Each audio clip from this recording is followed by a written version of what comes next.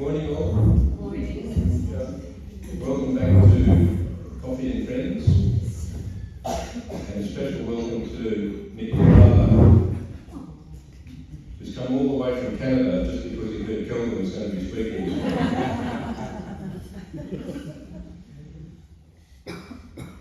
It's my pleasure to introduce Kelvin, and as usual I've been combing the internet to find out what I can find. On Kelvin's business website I found the following information. He's the Director and Senior Heritage Specialist in his company called Kelvin Office and Heritage Consultants Proprietary Limited. He's worked within the field of consulting archaeology for 30 years. During this time he's been involved in over 1,100 projects, acting as Principal Archaeologist and or Project Manager. I feel tired already. He has a broad range of cultural heritage experience and archaeological skills in both indigenous and historical fields. His experience includes field survey, excavation, site recording, Aboriginal and stakeholder liaison, and cultural significance assessment. He also has experience as an expert witness in the Land and Environment Court and commissions of inquiry. He has specialist skills and training in the archaeological analysis, recording, and conservation of Aboriginal rock art sites. And he's written a PhD dissertation on theoretical aspects of rock art analysis.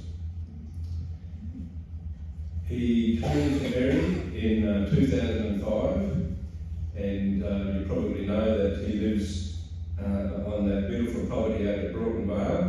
The garden was in the garden club open garden last year, and that was the third time I think that garden's been on Third display. time since we've owned it. Since they've owned it. So.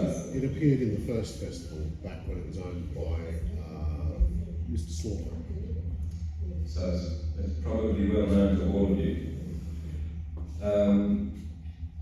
Kelvin's been a member of Berry Land Care since 2007, and you probably know that he's written a number of articles for the Town Crier about various issues, including one about the bun tree, when that was a controversial issue that ended up with that poor old tree being cut down.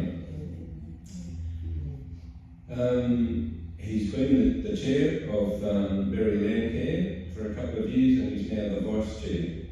And he's mostly going to talk about Berry Land Care today, so we're looking forward to hearing what he has to say. Let's welcome Kelvin. Well, thank you everybody for the invitation to come and talk. Nothing like talking about what you do to more people. I'm happy to take all sorts of questions, both about Berry Land Care and the other pies that I have fingers in. Our company did the heritage assessment for the bypass, so we have some inside knowledge about all of the shenanigans that goes on with such projects. Anyway, Berry Land Care. I just looked in our COVID protocols. I'm not sure how you follow them, but there's presumably hand wash at the door, keep your distance, etc., etc. So, what is land care? I'll just give a few slides giving you some context. This is a pocket definition of what we are. A movement of individuals, groups and organisations across Australia with a shared vision to restore, enhance and protect the natural environment in their local community through sustainable land management and conservation activities. That's pretty broad. It originated in Victoria, interestingly, in 1986, and it was an initiative of Joan Kerner when she was Minister for Conservation, Forests and Lands, and it was in partnership with Heather Mitchell, who was the President of the Victorian Farmers Federation. So there's always been a very strong connection between farmers and land care. and it became a national program with Rick Farley, National Farmers Federation, and Philip Toyne, who was the Australian Conservation Foundation president at the time. And that was an initiative of Bob Hawke, who started what he called a decade of land care plan with federal funding. So, in essence, land care is a grassroots organisation, essentially made up of local groups in local areas, and then we have some support from tiered organisations above us, much of which we don't know what they actually do. So we have a structure where we have a Land Care Australia, which is the big wigs, and then we have Land Care New South Wales. We have Shoalhaven Land Care, which is an amalgamation of all of the land care groups in Shoalhaven, and we're a member of Shoalhaven Land Care, and then there's us, Berry Land Care.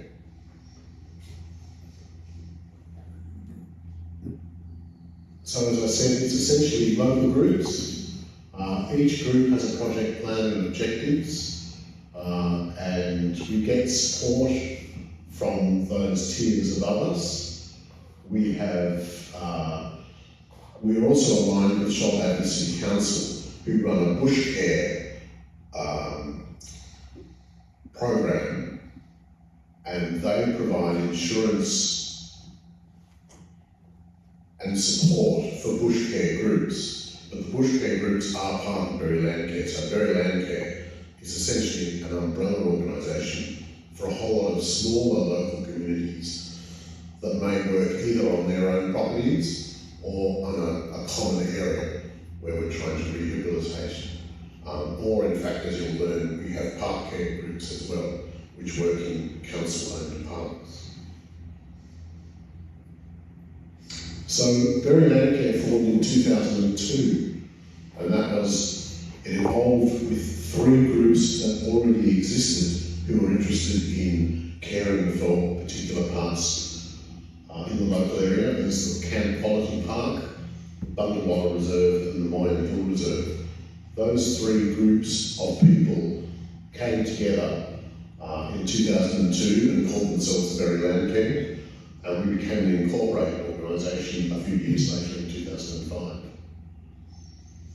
So we now have 12 sites, which include some local parks, it includes some council land that are now designated bush care sites, and it also includes groups that work on private land, like the David Berry Hospital, which is actually owned by the state government.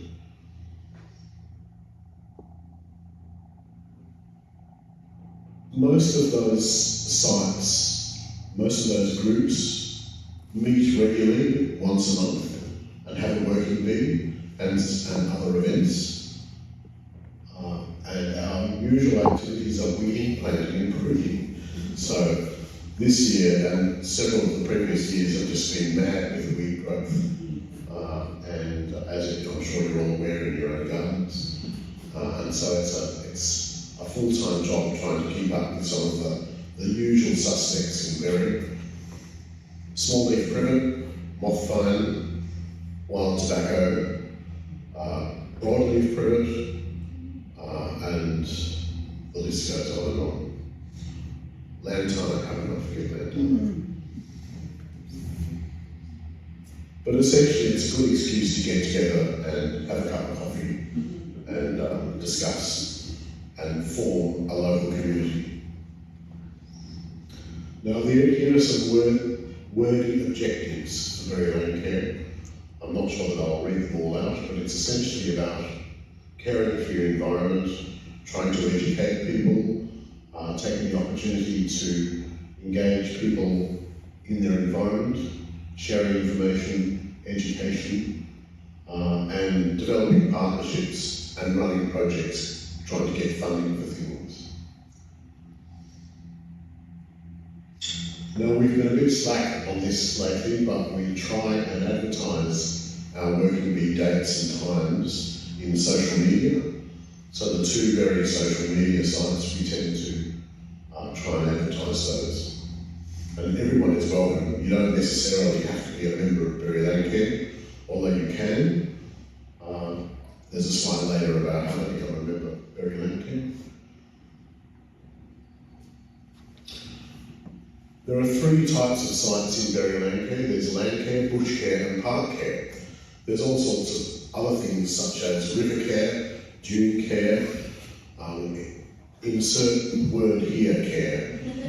There's all sorts of variations. In Berry land care sites are those which are not Crown land. They're owned by a private individual. It's not run by Shoalhaven City Council. And Berry Lane Care, in that situation, we have our own insurance to cover workers and things that may or may not happen on site. Bush Care is the Shoalhaven City Council program, and those sites are on council-owned land.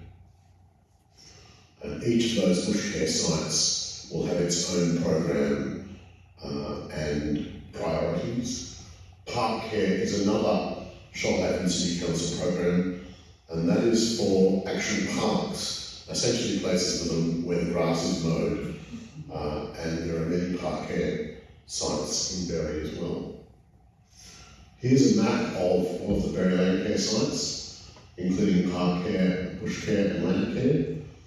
We're spread all over the place. Some of those are not meeting regularly, but most of them are. So I'm the coordinator for Broughton Vale. Does this have a pointer? No. Which is in the top right there. And you can see all the park care sites in Berry. Moyen Hill and Bundawalla are 2 bush care sites which are the largest in area, followed by the David Berry Hospital.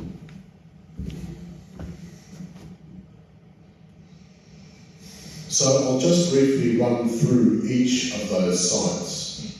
It's 12 sites in all, so I'm going to go through them fairly quickly. But David Berry Hospital, it's a very valuable site because it's a very rare remnant of lowland subtropical rainforest. If you read any of the historical accounts of this area back in the 19th century, this entire area was covered by an extraordinary rainforest, which they used to call brush. This is the Illawarra brush. It's virtually all gone, and there's a small remnant of this at David Berry Hospital. It's what is now known in legal speak as a threatened ecological community. We have Bonhall Road and Strongs Road. Neither of these groups are meeting regularly now, but these groups have concentrated on an actual road easement to care and maintain those areas as essentially wildlife corridors. It's a very important role of road easements in this area, particularly Beach Road, as a remaining strip of native vegetation that links other pockets of remaining forest. Bundawalla is an amazing reserve, has some beautiful trees in it. That's one of our long-standing bush care sites. Moyen Hill, also an extraordinary place. A large proportion of the remaining forest came into council ownership once that property was subdivided. Also a lot of Aboriginal heritage value at Moyen Hill. Boongaree, a bush care site close to here, just over the road, known for its platypus sightings.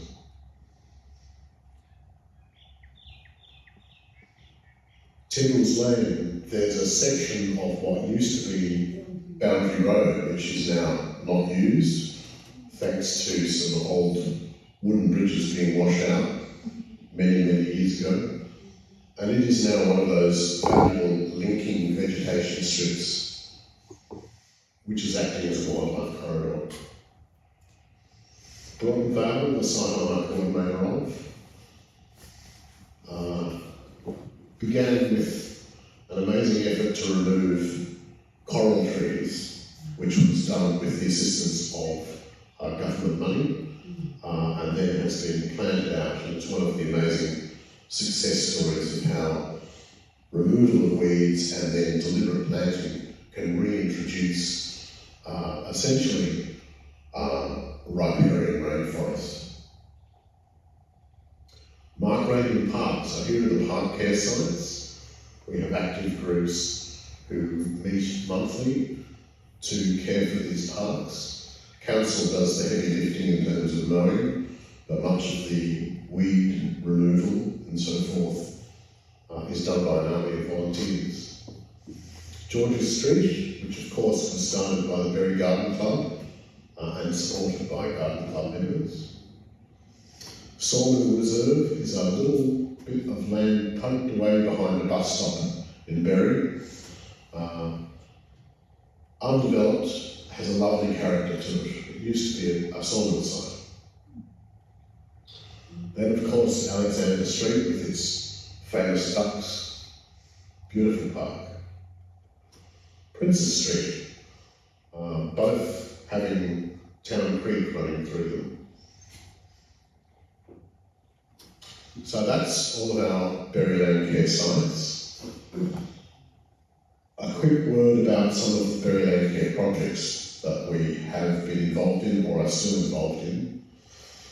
The largest one would be the Berry Corridor, which had a catchphrase from the escarpment to the sea. This project is about trying to link the islands of remaining remnant vegetation with vegetation so it becomes an active wildlife corridor. Because we know one of the major future challenges that our ecology has is climate change. And as those zones of different habitats change with our climate, animals are going to have to move to where it's more comfortable to live, and as those habitat zones change. So we need not only corridors for wildlife movement, but we also need to be able to keep populations viable. Populations of certain animals like the greater glider in Seven Mile Beach National Park, they're now in an island, and they are doomed to the future of a slow extinction through lack of genetic diversity. They need to be able to contact other populations. So there are greater gliders up in the escarpment, but they need to be able to connect with the lowlands for those populations to survive. So this project was about bushlinks trying to link up areas of remnant bushland, and nearly all of the land between the escarpment and the sea is privately owned. So it's not something that we can rely upon our national park estate to serve that purpose. We need to get private landowners involved. And Berryland Care received essentially $500,000 from the New South Wales Environment Trust to pursue this project. We engaged David Rush as our project officer, so the amazing advantage with getting some federal funding, or state funding I should say, is you can actually have a part-time person employed to push this project, and it makes a big difference rather than just having volunteers all the time to be able to fund an actual professional. So it was a 7 to 10 year project, 7 years of funding, and then we're now in that period of non-funding for another 3 years. Don't ask me how we're supposed to do things without funding, but it was someone's brainchild at the time. So that project involved feral animal control, it involved fencing off remnant vegetation, it involved planting and weeding. There were all sorts of components to that. You can see the yellow line there, that's the Berry Wildlife Corridor as we defined it for that project. And you can see within that boundary all of the private landowners and small reserve areas that were involved. You can see how we're trying to link areas up and to keep viable areas of native vegetation. So at the end of our funding, these were some of our achievements in that project. We had over 200 volunteers involved. We sponsored scientific fauna research by the University of Wollongong. Most of that involved the greater glider, research into the greater glider population at 7 Mile Beach, but it also involved doing surveys of what native vegetation and native fauna were surviving within these vegetation pockets. Over 12,000 native tube stock were planted, over 22 hectares of planting sites, 4.5 kilometres of fencing, 80 hectares were treated for weeds. We negotiated 41 private agreements with landowners, 6 state government and 4 local government sites, and we had 2 conservation covenants, where a landowner actually voluntarily puts a legal covenant on their property so that future landowners are also obligated. We trained more than 50 landholders in vertebrate pest control, foxes being essentially number one in that. We had a project landholder forum with over 33 participants. We had 24 landholders attend a hotspots bushfire workshop. We had over 65 landowners and 6 public land managers involved. An estimated 24,000 volunteer hours involved in this project. And there's David Rush's economics there, equating to $4 of in-kind cash combination for every $1 of grant expenditure. So that's a pretty good monetary return for that state government funding which we received. There's also a Berry Land Carers kit which we produced, 140 pages. It's available for free download on the Land Care site. There's also a video you can watch starring David Rush. That's a picture from Ballroom Rocks, looking out to the sea, and worth catching up. Some other projects, what we call the Platypus Project, is funded by Local Land Services, and it's essentially aiming to rehabilitate the riparian habitat along Bundawalla Creek and Broughton Mill Creek, so the creek's very close to Berry. It is platypus habitat, and platypus are frequently sighted in those areas. So the objective is basically to try and remove weeds from those riparian areas, with a particular focus on Madeira vine. Madeira vine, there's some pamphlets up the front here that you're welcome to take. One of them is about Madeira vine. It's flowering at the moment, so you can see where it is very easily at the moment. It's a very nasty weed, very hard to control. Please take a pamphlet about it. That's a little, I'll see if I can get that to run.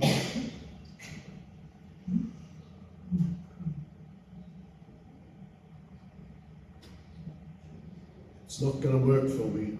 That's a little video of a platypus.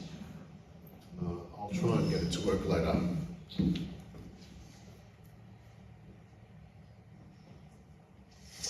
Another project we have, which has been a bit slow to get off the ground, is a register of significant trees. The idea behind this is funded by funds from the Berry District Garden Festival. The idea behind it is to have a picture-based register that is accessible on the web for anybody to see, and anybody can nominate trees that they feel are significant to our local area. And the idea is that you can nominate any tree that you feel has significance, and that significance follows what we call the ICOMOS Charter. where you can assess significance in terms of scientific value, aesthetic value, cultural value, heritage value. So it's quite wide open. It could be a tree that just looks stunning, aesthetically fabulous, or it can be a terribly historic tree that was planted by some nibs in 1842. It can be a remnant old growth forest in your garden, forestry. So it's wide open, and the idea would be that anybody can go on and have a look at this website and leaf through pictures of these trees. One of the problems with legal protection of trees is it's very hard to get trees onto a heritage register that has some legal clout.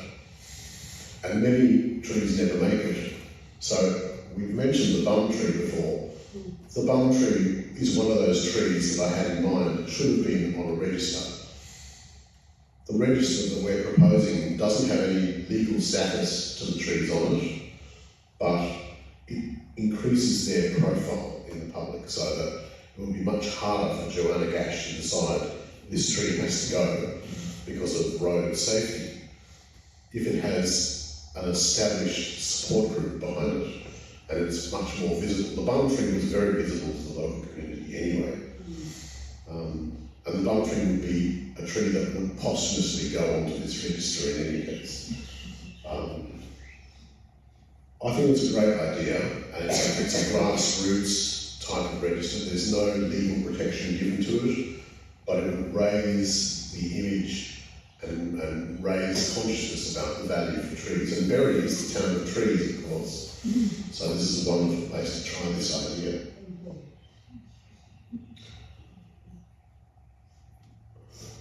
So we've just recently gained some funding from the Berry Garden Club to host this, and we will be trialling this over probably the second half of this year and next year. There's the bum tree. This was one of the projects that Berry Lampier was involved in. We are all probably familiar with what the bum tree looked like. It was a black butt, funnily enough. Eucalyptus filularis. It was felled by the Shoalhaven City Council, or under their orders anyway, in 2014. It had some wonderful, what would you call it, apocryphal stories about how the bum developed. One of them was that a VW driver, I don't know why it was a VW, but a VW driver impacted the tree and the scar resulted in this wonderful bum protrusion. But when we inspected the tree once it had been felled, it was quite clear that the tree originally had two major stems coming out this way, and at some time in its relatively young age, one of those trunks collapsed, fell off, and it then became a single stem tree, and that wound was gradually occluded by the tree itself, causing the plaques. So it was originally a two-stemmed tree, and one of those broke off to form the bum. Now, we felt that it was such an iconic and old growth tree, we wanted to try and salvage some information so that it wasn't a complete loss. So with the Shoalhaven City Council's approval, we sampled a piece of the trunk, we cut a big slice, and I almost ruined my trailer by then moving it from there to our garage, where it sat for a very long time.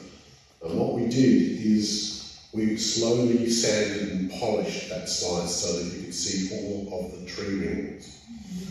And we had to polish it to a very fine burnish because what we wanted to do was some dendrochronology, which is a wonderfully big word for counting the rings. And we got an expert in dendrochronology, Dr. Matthew Bookhouse at the ANU. He's a specialist in dendrochronology. And we also got some money from Shoalhaven City Council to do some radiocarbon dating. So together with the counting of the rings We also took small samples of the wood, radiocarbon dated them, all with the idea of trying to work out how old the tree was. Because there was this wonderful Random House thing within the press as to how old the bum tree actually was. And it varied from 50 years to 400 years. And we felt we needed some real reference information so that when trees this large come up again, we can at least go back and say, well, remember the bum tree? It was X numbers of years old. So throughout our analysis, we were able to determine that the bum tree began to grow sometime between 1626 and 1680 CE, which is essentially the old 80, but it's now just after the Common Era. So that's between 334 and 388 years after, prior to it being felled. So essentially 340. So the guesses of about 400 years were pretty much spot on. That's an amazing tree. It's very hard to extrapolate those sort of results to other large trees with the diameter. The diameter of the bum tree was about 1.7 metres, and that's at breast height, so about that high. But you can sort of compare similar species in similar contexts. So this was growing close to the coast and it was on sand. So it was a rare and special tree. Now you can still see that slice. It's on display, permanent display in the Historical Museum in Newberry, and the actual base of the trunk is on display at the Shoalhaven Heads Pool.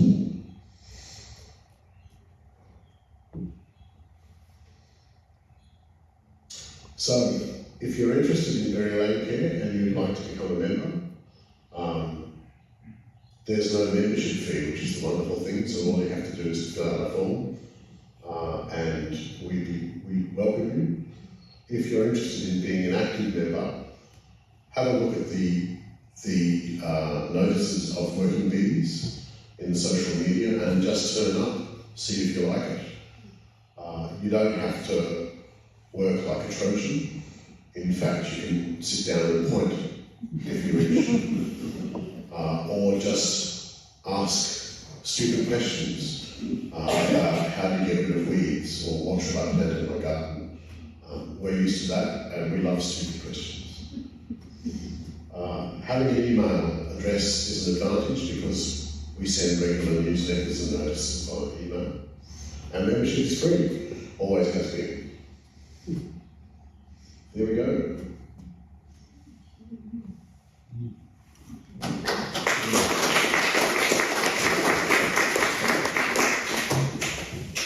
You have a question.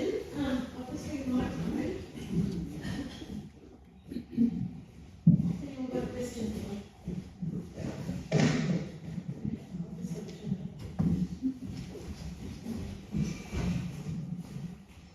On the spot, no pressure. Hello. I drive the same road into town as you do, past all that Madeira vine, which is very pretty. On the bridge out on Water Mountain Road. Yes, it's extraordinary, isn't it, on the left-hand side there. Yeah, who's responsible for that stretch of road? Good question. The road easements are the responsibility of the Shoalhaven City Council.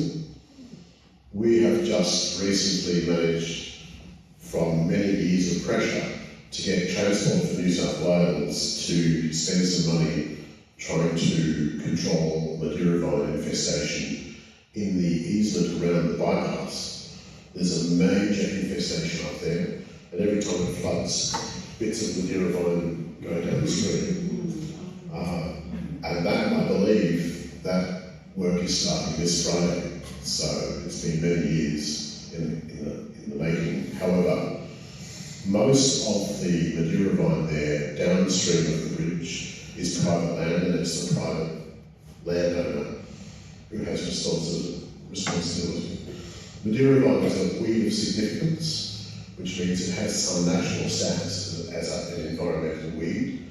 We all have a responsibility, if we're landowners, to manage and control weeds of national significance on our property, but of course, many people ignore that. And Madeira vine is a very difficult weed to get rid of.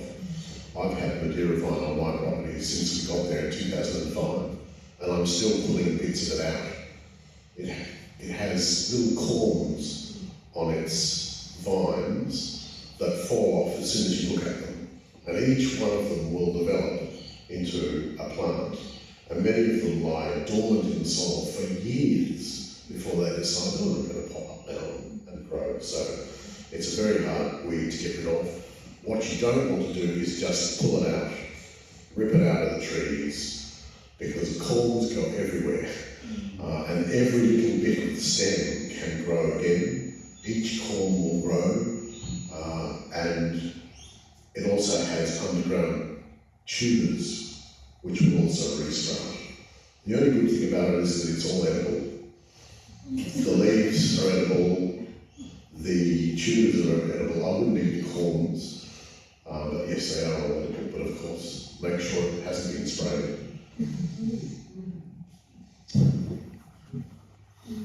I heard just today in an email that somebody is removing the remnant rainforest in the David Hospital area. Is this right? That's a really good question. Berry Land Care, we provided a deputation to the Shoalhaven City Council yesterday at their council meeting about this. There has been no consultation about what happened. There seems to be a new or an upgraded access track through the ecologically endangered community area. We're not sure who has done that work. We believe that the Shoalhaven City Council gave approval, but it's state government land, so it was probably the health department in some way. None of the stakeholders like Berry Land Care were consulted about this, and I understand that the hospital only knew about it 3 days before it happened. So we've asked some, what we hope are pointed and focused questions directed that to the council. Because this is an endangered ecological community, it's a rare remnant, it should be protected under 3 sets of legislation, because the hospital site is listed on the State Heritage Register. The ecological communities are protected under the New South Wales Biodiversity Act and the EPBC Act, which is a federal act, which is the Environmental Protection and Biodiversity Conservation Act. So federal and state legislation. So we want to know how this happened. It's possible that it was an old rehabilitating existing four-wheel drive track, and they may have got through a loophole in the State Heritage Register which says it as a standard exception. I'm not going into the ease here, but they can upgrade existing things such as tracks, or they can do essential maintenance for services under that without having to get approval. So something like that may have happened, but we're deeply concerned about the lack of consultation. And of course we're deeply concerned about what's going to happen to that site, because there seems to be a large question mark now as to whether it will continue to be a palliative care centre, and if in fact the health department wants to sell it off. Normally, habitats that are this valuable should be legally protected and need to be taken into account for any new use of that land. But given that this has just recently happened,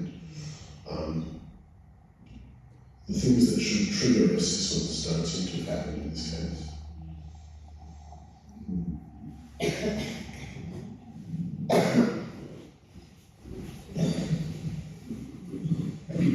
Sorry, I work for the Princes Street Park, Yes. where we battle challenge cancer. Do you know is stuff going to become available, or biological treatment, do you know, or not? Is it going to become generally available? Okay.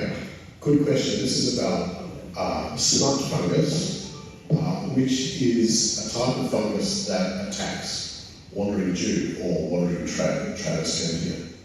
And we've all had wandering Jew in our properties, in our gardens. It forms a dense mass of vegetation that tend to outcompete other ground story plants.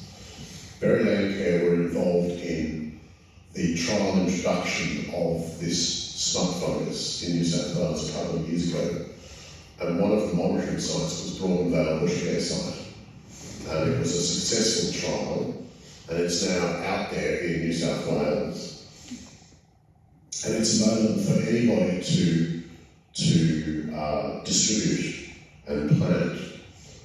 We've had a number of questions from people who want to introduce it onto their property, and at the moment there's infected trad at the Broadden Vale Common.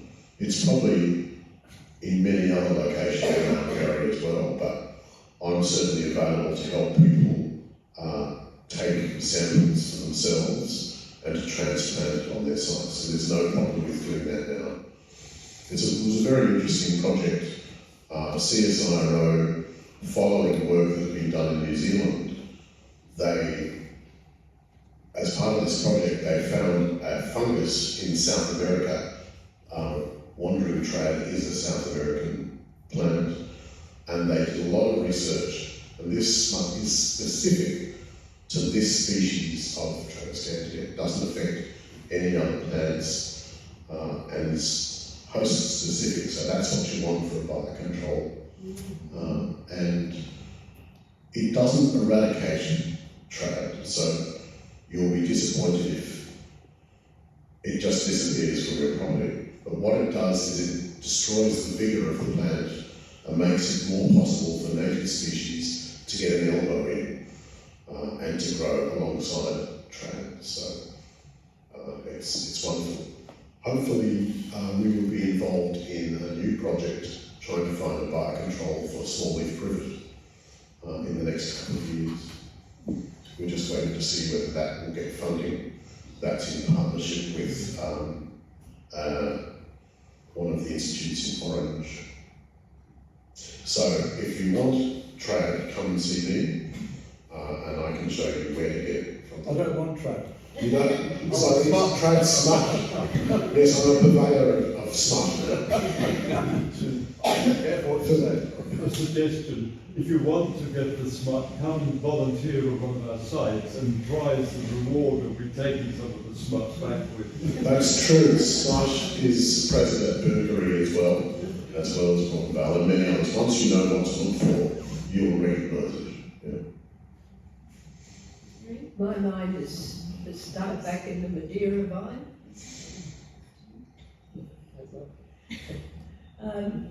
Do you know where it originated and how long it's been around? Just hang on a minute.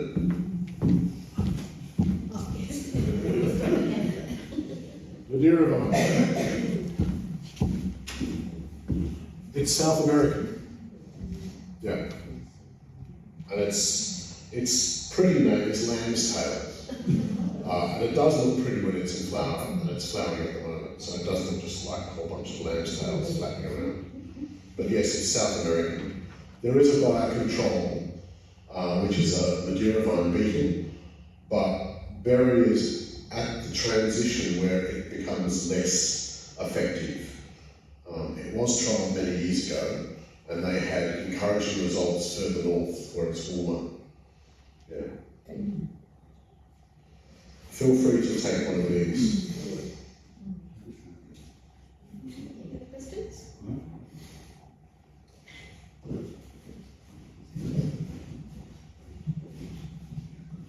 We live in Kindy Crescent and we often drive up the Bungarola Road, and there's some very impressive red cedars that are right on the edge of the road there. They are mature trees, they're buttressing and everything. Is there anyone sort of, looking at making sure that they stay alive? They're sort of living on borrowed time, aren't they? Because if they're really close to the road, any upgrade of that road, they could be cut down. There's nothing that's actually protecting the red cedars like that unless they're in a reserve. It's the sort of thing that you want to put in a register of significant trees to give them a bit more exposure. My husband and I have a policy that everywhere we live, we plant an Australian red cedar. And we have a wet weather creek at the bottom of our property. And Yeah. beautiful one there that's just starting to buttress, so maybe we need to get it on the significant register for years to come. Absolutely, they're such a fantastic, iconic tree, aren't they, for this area? They were so important as one of the first European exports from the area. And you can still see on-growth examples. They're mostly the ones that the Sawyers rejected because they've either got branches, they're not straight, that sort of thing. In our garden at Broadenvale, we have a large red cedar in the centre of the garden. And talking to Roger Slaughter, when he bought the property of the Education Department back in the 40s, he said it was a small sapling that was supporting a chookyard fence. It's now that high, or a diameter like this, so they can actually grow quite quickly. It's surprising. I would have thought this tree was 150 years old, but it's not. It was a sapling in 1940. Yeah. They're very resilient. We've experienced how resilient they are. They lie dormant for decades. The experience in Strong's Road, our own experience at Broadenvale Common. Yes. Much of that regrowth of the Juniciliaca is natural, not necessarily outplanting. That's right, it's not an endangered species. There's lots of young red cedars all over the place, and they do naturally sprout all over the place. A lot of them are affected by tip moth, and so they tend to have stunted growth, but they work better not in plantations. You know, if you have hundreds of them, you're going to get tip moth. But they are a fantastic tree, I agree. Beautiful.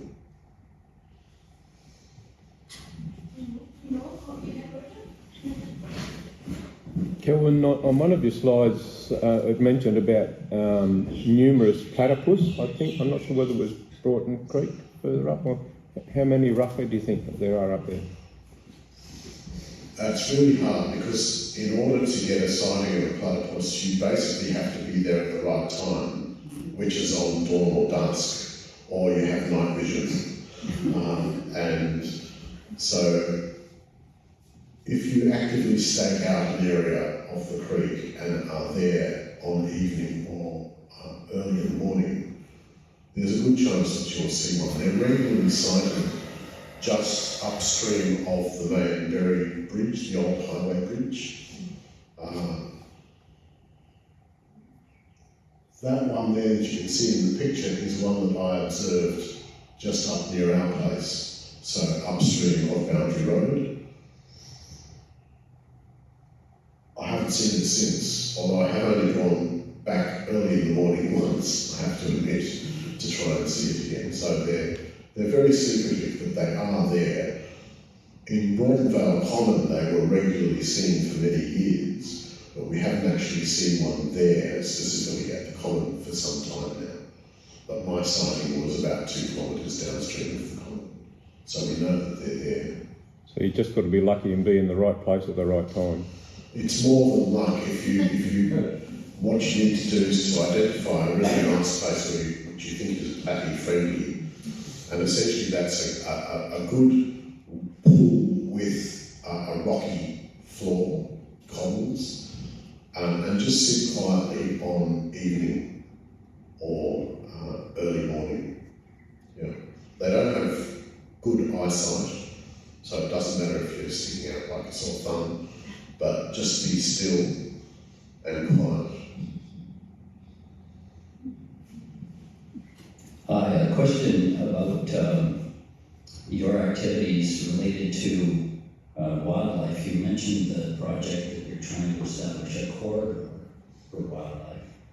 And as we all know from our own experience, that a lot of wildlife seem to meet an untimely end when they cross roadways in the community. So I wondered what had or whether you have any projects involved in trying to mitigate issues with wildlife mortality on the roads. When the Princess Highway upgrade went in, Barry Landcare was involved in a lot of consultation with them to try and get wildlife crossings put in for the upgraded highway. And you'll see some of them there, some of them are for arboreal animals. You'll see the ropes suspended over the highway. That's one attempt. And they have been monitored with wildlife cameras to see who's using them. And essentially it's possums that are using those at the present time. The Transport for New South Wales also intended that the crossings over the creeks would also be used as wildlife underpasses. And there's been some level of success in monitoring which wildlife species use those. There's always an underlying problem though that these underpasses will be staked out by feral animals like foxes and just pounce on whoever appears at one end of them. So that's always a concern. We're lagging behind other countries, especially in the Northern Hemisphere in Europe, who tend to spend more money on these sorts of things. They have extraordinary overpasses, which are actually land. It's almost like a tunnel. And they are much more effective for wildlife crossings than the things that we're doing at the moment.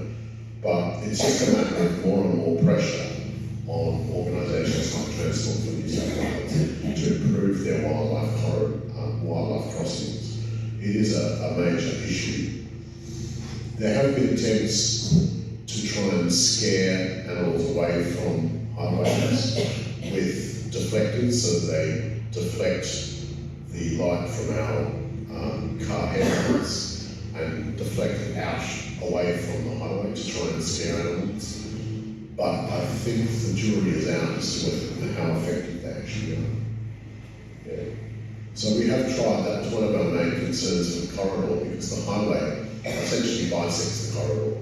So it is quite an impediment for wildlife movements. The idea is to make sure that those creek crossings are broad enough to allow animals to use them, rather than just have a constricted culvert. You want an open bridge that spans quite a distance.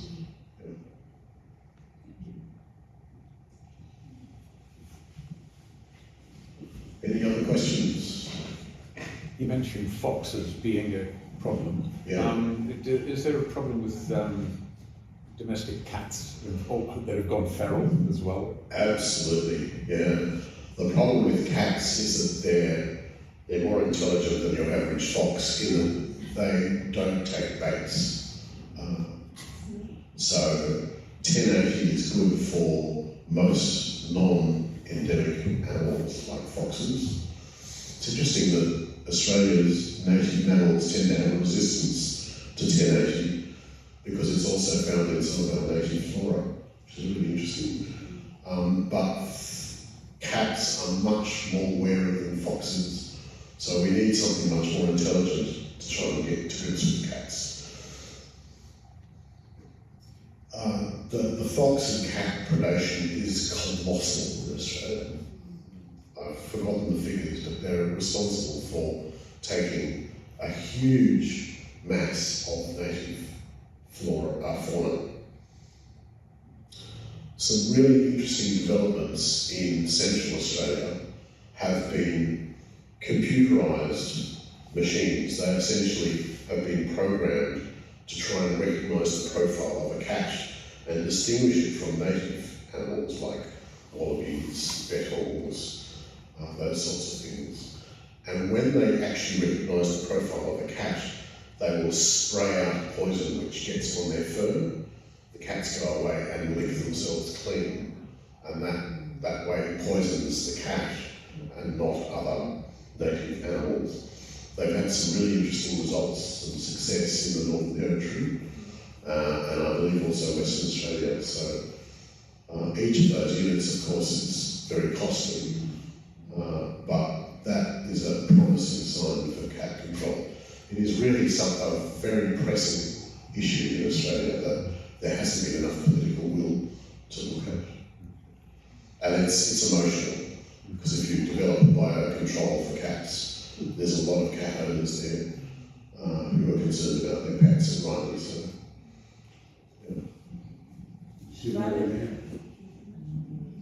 And say rabbits seem to be on the increase where we are.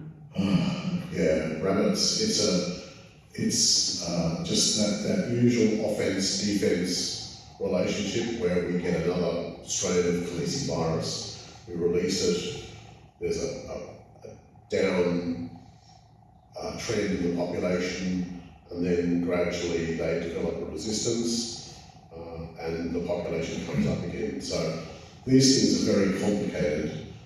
If you suddenly eradicated rabbits from Australia, there would be a lot of hungry eagles and other carnivorous native animals. So there's a relationship there, and probably a very interesting relationship with the dingo as well. We've tended to eradicate dingoes from most of the continent, and we've removed that apex predator, and that's had consequences for everything underneath it. It's somewhat similar to an interesting case in the United States of America where they reintroduced wolves, and they found that this changed the whole relationship with other animals, especially in Yellowstone National Park. They found that